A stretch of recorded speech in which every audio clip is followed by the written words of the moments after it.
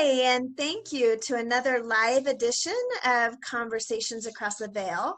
We have an amazing woman here today who has so graciously agreed to give a testimonial for working with me. We have known each other for a long time. I would like to introduce Denise Cordova. Thank you for joining us today. Oh, thank you for having me, and I apologize for not being real photogenic, but that's not my forte. That's okay. That does not matter here. There's no judgment. We just want to hear about your experience and what you have to say. So I would love for you to just share with our audience some of the losses that you were experiencing, which led you to reach out to me so that we could work together. Well, Shawn, as you know, we've known each other a very long time. I think it was back in 2004 is when we first met, right, living in that small town that you used to live in. And the loss I was experiencing, I had just lost my father. I was looking at losing my mother to cancer, and my father's death was very unexpected. And at the same time, losing basically a marriage, the home I lived in, and then a few months later, my grandmother. So there was a whole lot of loss there, all within 8 months. Yeah, you were going through a lot. I remember that. Oh, and changing jobs. Let's add that in. Well, and that's an important point that you make is you can experience all kinds of losses, whether it's the loss of a loved one, the loss of a job, relocation, divorce. It really doesn't matter what the loss is. The grieving process is very similar. When you have compacted losses, such as you did, it takes a while to move through that. And most people don't reach out. They're too paralyzed. But one thing I loved in working with you is you were very determined to heal on deep levels, and you were committed, not only emotionally, mentally, but financially committed to what you have to do to reinvest back into your sanity, basically, when you go through so much loss. So that is one of the things I absolutely was proud of you for, and just very happy that you were willing to do that self-care for yourself. Well, I think the thing that I will probably recognize most in what I needed was the fact that I knew I was fixing to lose my father and my mother all at one time. And I don't care how old you are, you lose your parents, both of them. I'm in my 40s and I felt like I was an orphan.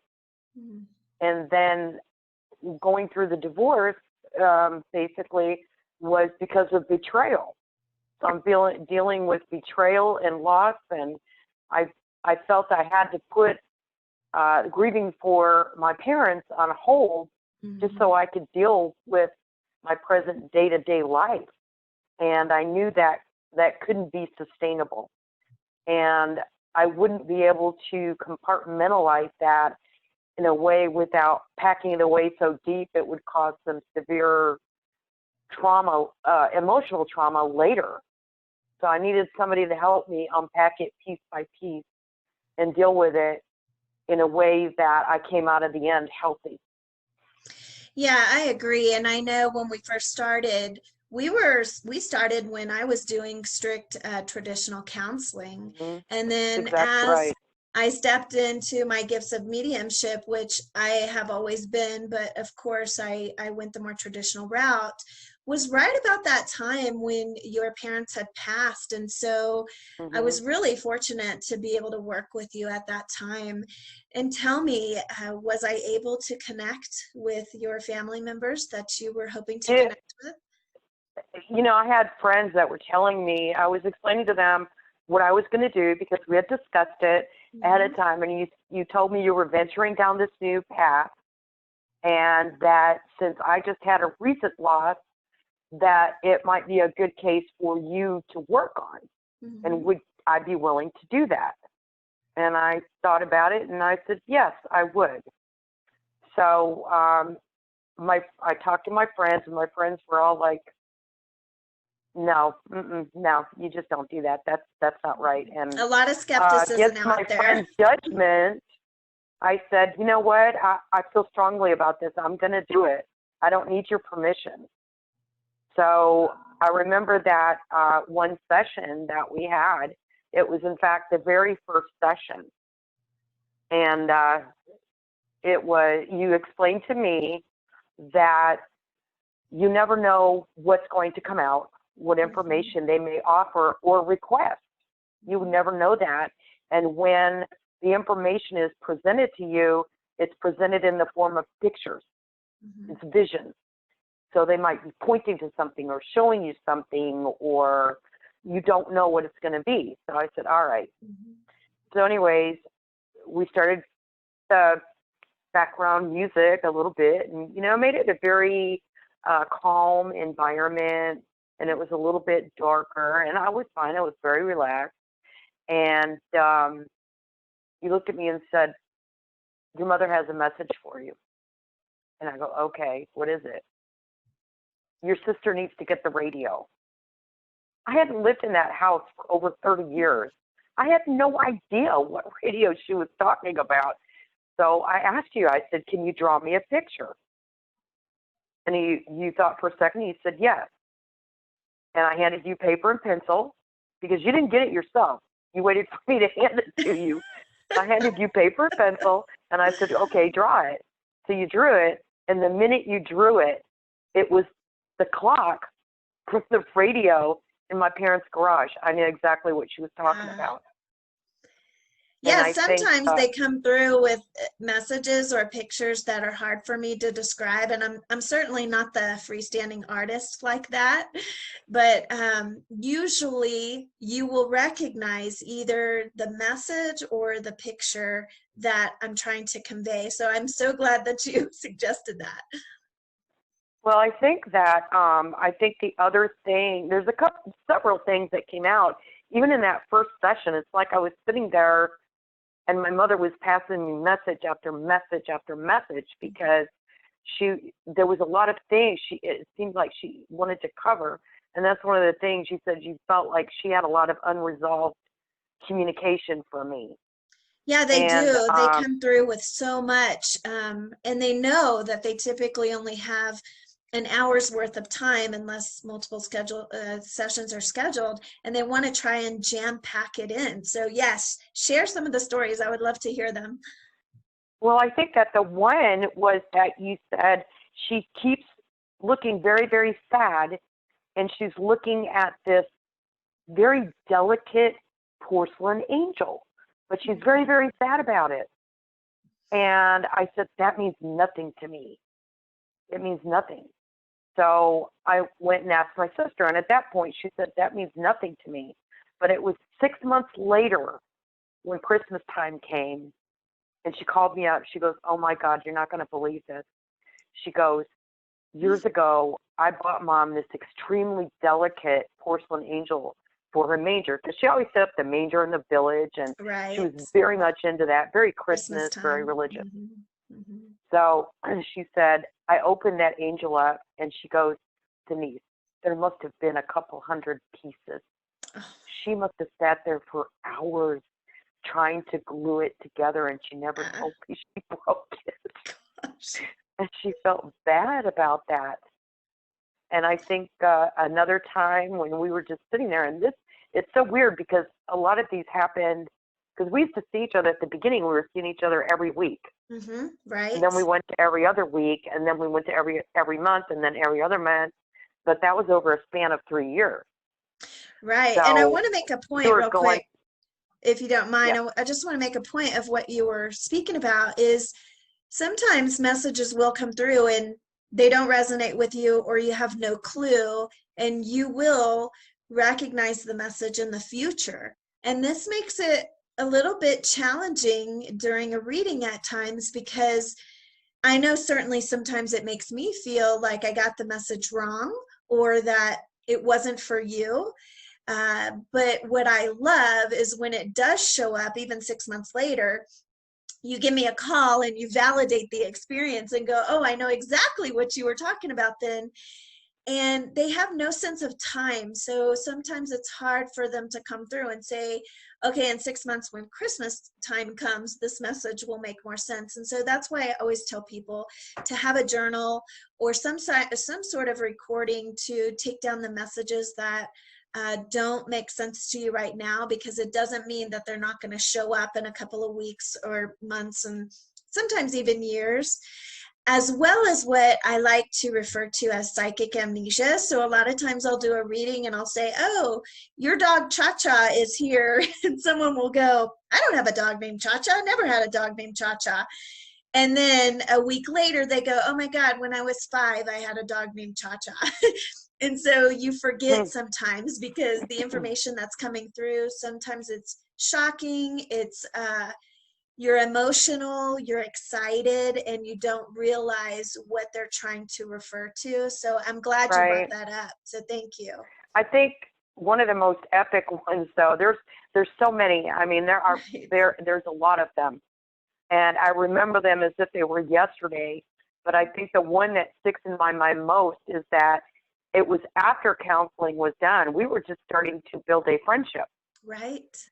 And we went to lunch at the Adobe Verde. I remember this. One of my favorites. We were just having a conversation.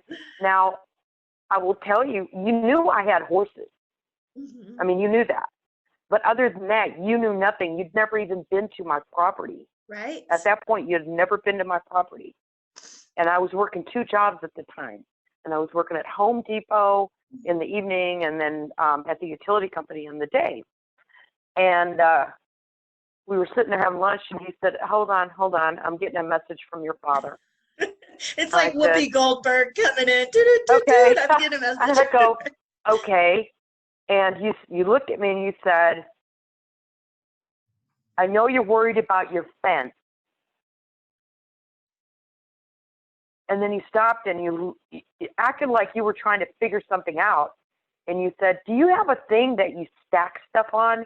You know, like in a warehouse, you stack this stuff. I said, a pallet? And you said, yes. And I said, as a matter of fact, 2 days ago, I got a pallet. And it was an unusual pallet. It was like a 10-foot pallet, which you usually don't see. They're usually 4-foot. Right, and that's why I couldn't figure it out. Them. I know, I didn't want them to throw it in the trash, so I told them, throw it in the back of my truck. Why I did that, I have no idea. So I said, why, yes, I do, in my carport. And you told me, your dad said to take that pallet and put it in the fence where that post is broken, and they'll be fine. And I was really worried because they had broken a cedar post, and it was like a major spike, and I was so afraid they're going to get in a fight against on the fence again because they had broken that post, and I was afraid one of them was going to get impaled. Right, and horses are curious, and they're expensive pets to have, so you don't want them to get hurt. No, I didn't want either one of them to get hurt, and I wouldn't want to come home to a horse that's hurt or dead or anything like that. So I immediately went home, and I called my friend up because I lived by myself, and I called her up, and I said, you've got to help me. I had just have a feeling I have to do this today. Mm-hmm. I have to do it today. And she goes, okay. So she came right over my house after work, out of her way and everything, and we wired it in. And then you said, oh, and by the way, he's going to help you find a home for your horses. Because he knew, you didn't know that. You had no idea I was going to sell my horses. And we were eating tacos. It wasn't like we were in session. No. I had meditated. No. You know, they don't care. It will come through when it needs to come through. They find the hole. I know. Well, here's the weird part. In 2 weeks, I was working at Home Depot, and this lady comes through my line, and she says, she was buying a bunch of landscaping things. And I said, oh, my, you have a big project going on. And she goes, yeah, all I need is some rock. And I said, I have a lot of rock. I said, if you want to come haul it, you can have it. She goes, really? She goes, yeah. I said, yeah. And she said, well, what can I do for you? And I have no idea how this came out of my mouth, but I said, help me sell my horses. She goes, okay. So strange as it is, she wrote a great ad In 2 weeks, I had both my horses sold. I had never, ever told anybody, not one single solitary soul, what type of home, because I wanted them to go to a specific home. Right, of My course. Appaloosa, I wanted her to go to a place that had a lot of kids. The thoroughbred needed to go someplace where they'd use him for dressage or something like that. Each one of them got who does dressage in the middle of South Texas? So I don't know how it happened. Both the horses were sold, never ridden. They didn't even ride them.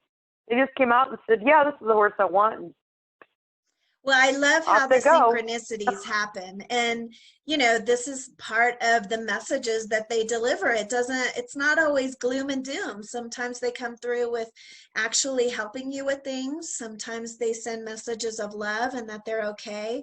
Sometimes, a lot of times, they send messages that they're sorry or they want to heal a certain aspect of the relationship. So that's a great segue into my next question for you, which is, can you tell us how it helped you heal your heart?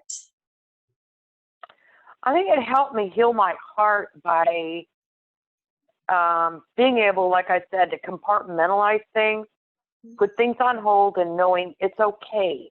And then not only that, it's okay to hurt. Mm-hmm. And your parent, and somebody asked me, and it was really odd. Somebody said, doesn't that scare you? That you're talking to your parents through somebody. Mm-hmm. And I said, why would it scare me? They loved me. My parents really loved me. And no, it doesn't scare me a bit. Well, and that kind of leads into people having expectations of what mediumship is about, what connecting with loved ones who have passed is about. I know I grew up in an Italian Catholic family, and you were, you just didn't do that.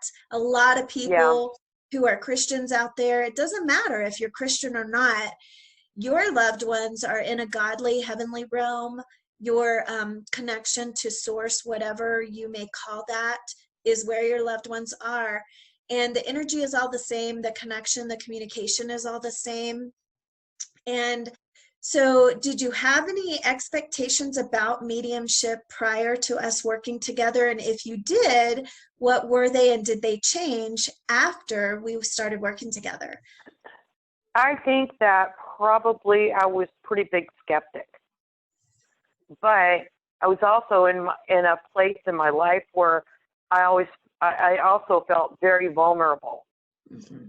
And I was pretty much willing to do, I was open to it. Whatever would make me heal, I was open to it. And I thought, how could this be bad? Mm-hmm. As far as a preconceived notion, just what I saw in the movies, and, the movies always portrayed it as, I don't know, anything bad or demonic or somebody trying to take your money or just scamming you. It's a big scam, and even my friends were saying it's a scam. On some of them were. And I said, listen to me.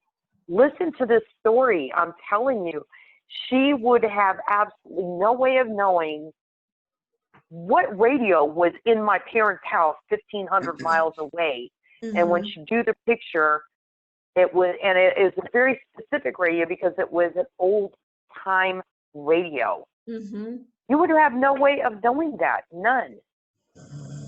Well, I think that's important. What you say is that there are a lot of charlatans out there. And I always tell my clients or potential clients to check references, read and listen to testimonials.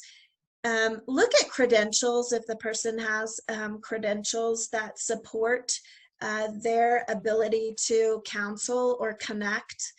And so for those people that are non-believers in this type of connection and healing and grieving process, what words of wisdom would you have for them if they're considering doing some work that is unconventional outside of counseling or supplemental, such as mediumship? I think the best words of wisdom I can give them is that go in there with a cup empty, because if your cup's full, You can't put anything in it. And the thing is, if you don't like what's in the cup and it's not for you, dump it out. You know, you have that option. But nothing ventured, nothing gained. I have gained a lot. And by the time I came out of all of this that I've gone through, I feel I live by myself and I'm happy. I had somebody ask me, don't you feel lonely? And I said, no, I am happy. I am happy with who I am. I have a lot of friends. I have been through so much in my life. I've already done the major love of my life and this and that. And, right now I'm just going through life as me, enjoying me and my fur babies. And I'm actually a very content, happy person. Well, that's such an important point that you make, because when you experience loss and then compacted loss, you feel empty and lost yourself, and you don't know which way to turn. And if you don't invest in yourself, then your future looks pretty gloomy, and it is an investment. I mean, let's talk a little bit about the financial Shawn, investment. Hang on a second. When I first came to you, I had a hole in my chest that felt physical. It was physical pain, and it was a hole I didn't think would ever heal. Yeah, you were broken. And like I said, I was in bad shape, but I started a new job. I even went to my boss at one day, and I told him, I said, I've got to leave. I'm hanging on by a thread, and I can feel it. I've got to get out. I need to just face myself. And he knew it. He said, just take whatever time you need, because I was fixing to just fall apart, and I could feel it. And I backed up. I gave you a call. You told me to go home and take a warm bath, just relax. And it was right around my mother's birthday. So that's that. And when you helped me figure out what my trigger was, now as far as the monetary investment, as far as I'm concerned, like I said, I was going every week. And there even came a point when my insurance maximum went out. I maxed out my insurance. And guess what? I didn't care, because I was benefiting so much from it. And the fact that I'm here now, this is since 2004, 5, Right. 6, 2007, I'm 10 years plus at the other end of that tunnel. And I'm still good. I'm real good. I'm happy. Yeah, we really worked on your foundation. 3 to 4 years. Yeah. It was definitely worth it. Every penny. I didn't even feel like I was given I was given an opportunity. I had even taken some of when you were down here in Texas, I actually took some of your classes too. And those are beneficial. What is it, the vision board class?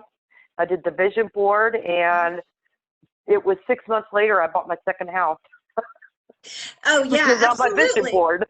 Well, and I think that goes to say with what you're talking about, which is when you invest in your mental and emotional health, regardless of the financial investment that you have to put forth, it comes back tenfold. Because for you to be able to say, I'm happy with someone, without someone, I'm happy in life, that is like that commercial, it's priceless. And I would really just encourage people to think about what their value is as a person, what their soul value is, because you have a life to live. You have a purpose here while you're still living. And if you don't value your mental, emotional, and spiritual health, you're not going to achieve that purpose. And so that I'm just really grateful that you put you first. That's truly what it's all about. I would love to know, would you recommend my 90-day transformational program called Words Left Unspoken, Healing the Heart Through Understanding, Compassion, and Love for people who have lost someone in their life? And it doesn't matter if they lost them a week ago, a year ago, or 10 years ago. Would you recommend a program like this for people? I actually would, and I'll give you two reasons why. Number one, because I found And I think the word I used after going through a session with you, I said this was really cathartic. That was the best word I could use. It was Well, it's cathartic. a powerful word. It felt like it was cleansing. And I would actually feel a little bit drained when I left there. Right. But a couple hours later, I just felt so positive. Now, I do have to admit, at one point when everything culminated, I sat there and I cried in my car, and I cried like I didn't even sound human. Mm-hmm. I Well, did that's not what even sound cathartic human. energy does, is it moves it out so that the healing can move in, because it's just like if you get a cut on your leg and the doctor goes in and cleans everything out. They have to go deep. They don't just stick at surface level and put the Band-Aid on, or you would not heal. So I could see you having that. Knowing that, and I think I told somebody, they go, what if it isn't true that you're not really talking to your mother? And I said, well, I know I am, because there's things that were told to me that nobody else would know. Nobody. Right. And I never told anybody these things, so I know, and I'm fine with that. And to know that my parents are looking over me, and I know I can feel them sometimes. I can actually feel them around me. I can feel their energy. And one day I was driving down the road, and I go, hey, Mom. I couldn't see anything, but I could just feel her energy in the car with me. And to know that, it gives me peace, and it makes me happy. And there's nothing bad about it. It makes me happy and makes me healthy. And I think those two things make me wise. I think very much the same. So I'm going to validate you on that for sure. Well, Denise, thank you so much. Is there any other thing that you would like to share that we didn't go over that you can think of before we wrap it up today? Well, I think that if this is, this is considered a testimonial, and it's a testimonial of the support you have given me throughout the years. And now you and I were not clients or patients or anything like that. At this point in our lives, we're just friends. Right. And when you called me and asked me if I would do this, if you remember our conversation, I said, I was actually going to call you and ask you, would you like me to do that? Because it helped me in my life. It made my life different. It made it better. It made me, help me understand me. And it also, the big rule I learned, I think, through all of this, was one huge mistake I kept making in a relationship. Losing myself. Yes. And I have learned not to lose myself, to the point that if I'm by myself, I don't care. I'm not going to yield myself to anybody, and I know the kind of person I would have to be with, and I'm not going to settle. And I'm fine with that. Well,